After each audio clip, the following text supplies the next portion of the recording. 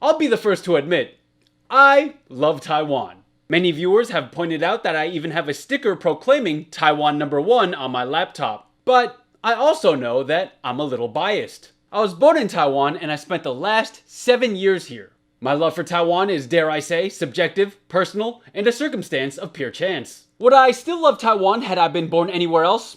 Hard to say. This week's hashtag Taiwan doesn't focus on loving Taiwan, but it does at least admire the country. On December 14th, the New York Times published an opinion piece titled, "Pound for Pound, Taiwan is the most important place in the world." Now, don't get me wrong, I love Taiwan, but that article title still makes me go, really? The opinion piece was written by Ruchir Sharma. He is the chief global strategist at Morgan Stanley Investment Management. Why does Mr. Sharma claim that Taiwan is the most important place in the world?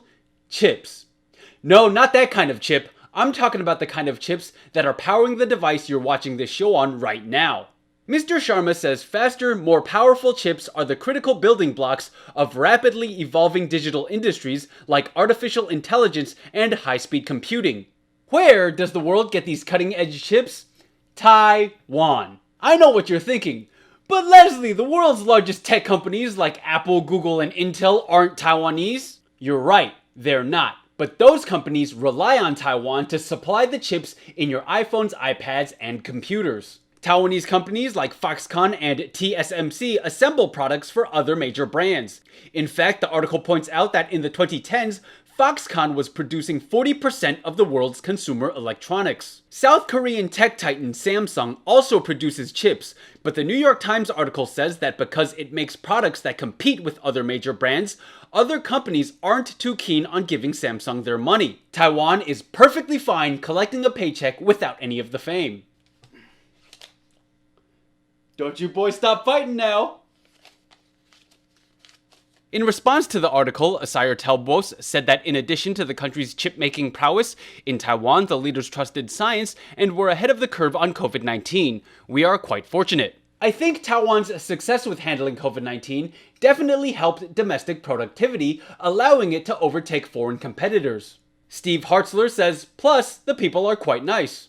I agree. In a snarky reply, Charles Smith says the US is too keen on keeping corporation assets low. That way, company performance looks better on paper. That's why they outsource to Taiwan. He ends by saying the Chinese simply have to establish their own fab plants in China, and the US and Taiwan are toast. If you mean toast in the sense that toast is delicious or that it goes well with butter, then you couldn't be any more accurate, good sir. In all seriousness though, a separate CNBC article said that China is still behind when it comes to chip making and will have a hard time catching up with the state of the art. Geographically speaking, Taiwan is small. Population-wise, we only have about 24 million people. But for all of our shortcomings in quantity, we more than make up for in quality. I encourage you to do a little digging into the device you're watching this show on. Odds are there's a little piece of Taiwan in it. But just remember, that little piece is helping you do big, big things.